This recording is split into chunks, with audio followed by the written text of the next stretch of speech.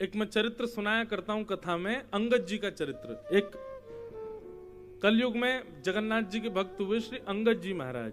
क्या नाम था? अंगद जी। अंगद जी जो थे उनको अपनी पत्नी से बहुत प्यार था, बहुत प्रेम करते थे अपनी पत्नी से, और उनकी पत्नी सत्संग से बहुत प्रेम करती थी, कथा से, सत्संग से, भगवान की लीलाओं से, कीर्तन से, इसमें उसको बड़ी रुचि। लेकिन अंगद जी को सत्संग, कथा, कीर्तन बिल्कुल नहीं भाता था। वो अपनी पत्नी से कहते थे, देखो तुमको कथा सुननी है, तुमको कीर्तन करना है, तुमको संतों के पास जाना है, तुम जाओ, पर कभी मुझे मत कहना कि तुम चलो। तुम कुछ भी करो, तुम्हारे लिए सब छूट है, मुझसे कुछ मत कहो। अंगद जी की ये बात पत्नी ने मान ली, बोली ठीक है जैसी आपकी इच्छा। एक बार एकादशी का दिन था, बढ़िया एकादशी के दिन अंगद जी की पत्नी ने क्या किया, संतों को अपने घर ही बुला लिया। बोले कि आज मेरे घर पे ही सत्संग होगा, और घर में महाराज ऐसे सब लोग बैठ करके बढ़िया हरिनाम संकीर्तन, कथा, सत्संग आदि होने लगा।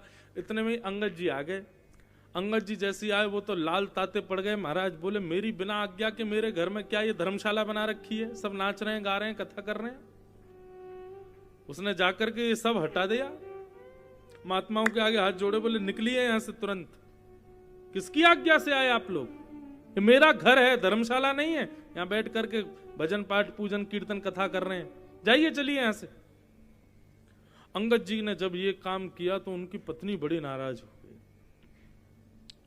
भक्तमाल जी में चरित्र आता है, ये ऐसी मनगढ़ंत कथा नहीं है, वास्तविक कथा है। तो श्री अंगद जी ने क्या किया, अंगद जी की पत्नी ने क्या किया, जिसको ठाकुर जी से प्रेम नहीं, जिसको ठाकुर जी से स्नेह नहीं, जो ठाकुर जी की कथा कीर्तन से स्नेह नहीं करता, मैंने फिर भी उसको अपने पति रूप में वर्ण किया। ठीक है, तब तक कोई बात नहीं, पर आज तो संतों की अवहेलना कर दी, संतों का अपमान कर दिया, और तब भी मैं इसको पति मानूं। अंगद जी की पत्नी ने घूंघट कर लिया, और घूंघट करके अपने पति से बोली, देखिए मेरा विवाह आपके साथ हुआ है, तो एक पत्नी के जो कर्तव्य होते हैं मैं सबका निर्वहन करूंगी। आपके लिए प्रसाद बनाऊंगी, आपके वस्त्र धोऊंगी, आपके लिए आपका ध्यान रखना, आपको औषधि देना, सब मैं करूंगी, पर मैं एक हरि विमुख व्यक्ति को अपना मुख नहीं दिखा सकती। इसलिए आपसे भी प्रार्थना कि जीवन में कभी मेरे मुख देखने की इच्छा मत कीजिएगा। मैं रहूंगी आपके साथ, सब करूंगी, एक पातिव्रत धर्म का निर्वहन करूंगी, लेकिन अपना मुख नहीं दिखाऊंगी, ये मेरा संकल्प है। अंगद जी ने खूब हाथ पांव जोड़े, बोले अरे गलती हो गई। बोले नहीं, आपने संतों की अवहेलना की कैसे, और संतों का जो नहीं है वो मेरा नहीं हो सकता, मैं उसको कम से कम देखूंगी नहीं, इतना तो मैं निर्णय ले ही सकती हूं। 1 महीना, 4 महीने, 5-6 महीने बीत गए, 1 साल बीत गया। 1 साल तक अपनी पत्नी को देखा नहीं। एक ही घर में रहते हैं, एक ही साथ भोजन करते हैं, लेकिन पत्नी मुंह छुपा करके रखती है। अंगद जी बहुत परेशान हो गए, क्या करूं। एक दिन अपने घोड़े पर बैठ करके जा रहे थे, तो वहीं कहीं कथा हो रही थी। पहले तो देख करके लाल हो गए, बोले कि इस कथा ने मेरा घर बर्बाद कर दिया। पर इस कथा में ऐसा है क्या जो पत्नी को ये इतने प्रिय लगते हैं कि अपने पति को नहीं देखना चाहती।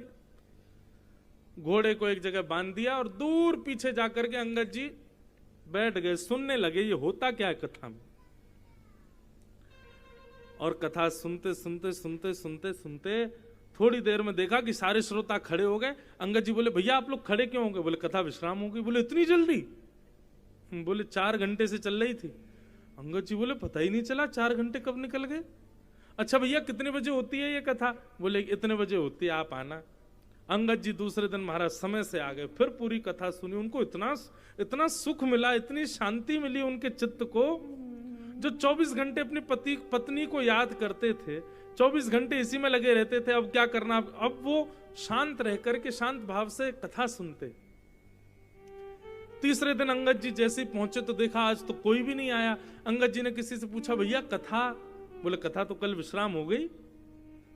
अंगद जी इतने व्याकुल हो गए, बोले कि अब कब होगी कथा? बोले व्यास जी तो अब अगले वर्ष आएंगे। अंगद जी बोले भैया मुझे व्यास जी का पता बताओ। बोले वो तो अगली कथा करने गए यहां से बगल वाले गांव में। अंगद जी अब रोज उस गांव में जाने लगे, वहां कथा सुनने लगे। अब तो कथा के प्रति धीरे धीरे अंगद जी का भाव बढ़ने लगा। पहले अंगद जी घर आते थे तो आकर के पत्नी के आगे हाथ जोड़ते, बोले आज मान जाओ। लेकिन अब अंगद जी को कोई फर्क नहीं पड़ता, पत्नी मुंह छुपाए बैठी रहे, उनको तो शांति मिलने लगी कथा में। धीरे धीरे अंगद जी ने ठाकुर जी की सेवा प्रारंभ कर दी, नाम जप प्रारंभ कर दिया। पत्नी देखती तो बोलती मेरे को रिझाने के लिए कर रहे हैं सब, लेकिन मैं भी मानूंगी नहीं, संतों का अपमान किया। एक दिन उस नगर में फिर से कथा प्रारंभ हुई और अंगद जी महाराज कथा सुन, दोनों को ही नहीं पता कि दोनों एक ही कथा में जाते थे। वो अंगद जी की पत्नी स्त्रियों के पक्ष में, महिलाओं के पक्ष में बैठती और अंगद जी पुरुषों के पक्ष में बैठते। एक दिन व्यास जी ने कोई कीर्तन गाया और उस कीर्तन में अंगद जी खड़े होकर के नेत्रों से आंसू गिर रहे हैं, दोनों भुजा उठा करके कीर्तन में नृत्य करने लगे। पूरी जनता उनको देखने लगी। तभी अंगद जी की पत्नी की दृष्टि गई, कौन नाच रहा है? और जैसे ही पीछे मुड़ करके देखा, अंगद जी को देख करके उसको विश्वास नहीं हुआ कि ये मेरे पति ये नृत्य कर रहे हैं। एक दिन दो दिन देखा तो वो तो बिल्कुल अकिंचन एक कोने में बैठ के नेत्र बंद करके पूरी कथा सुनते हैं, नेत्रों से आंसू बहते हैं, कथा विश्राम होती है, आंसू पहुंचते हैं और सीधे घर पहुंच जाते हैं। पत्नी समझ गई, बोले कि अरे ये तो वैष्णव हो गए।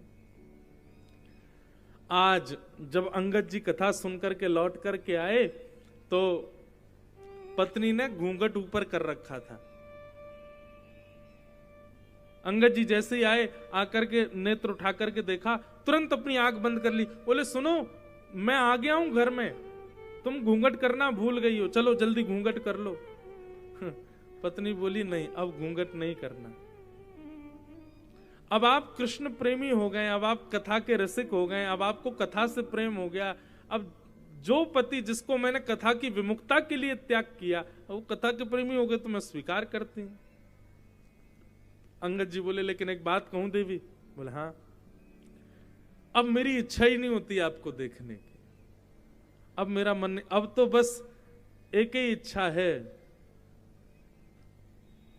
कबहू मिले पिया मोरा।